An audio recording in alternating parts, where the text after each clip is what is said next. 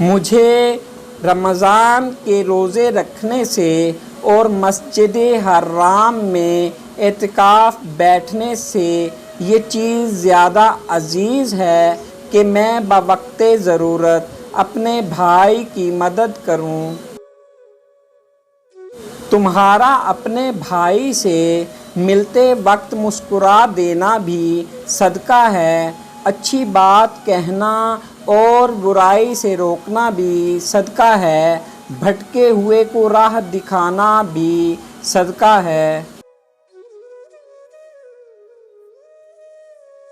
جو شخص اپنے وارث کو میراث سے محروم کرے گا، اللہ تعالیٰ قیامت کے دن اسے جنت کی میراث سے محروم کرے گا۔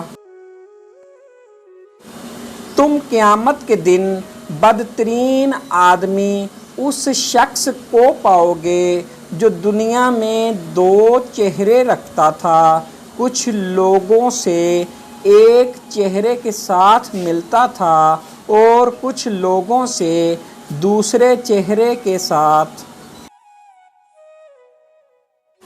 جس طرح اللہ نے تم پر احسان کیا ہے، اس طرح تم بھی لوگوں پر احسان کرو۔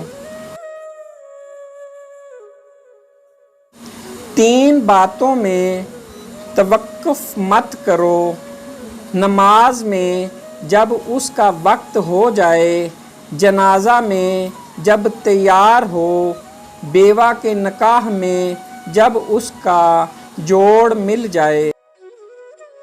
آپس میں سلام کا رواج عام کرو، محبت بڑھے گی۔ اپنی جانوں، اپنی اولاد، اپنے خدام اور اپنے مال کے حق میں بد دعا نہ کیا کرو، ایسا اتفاق نہ ہو جائے کہ وہ گھڑی اجابت کی ہو اور تمہاری بد دعا قبول ہو جائے۔ 2 نعمتیں ہیں کہ ان میں اکثر لوگ نقصان اٹھاتے ہیں، ایک تندرستی، دوسرے کاروبار سے فراغت۔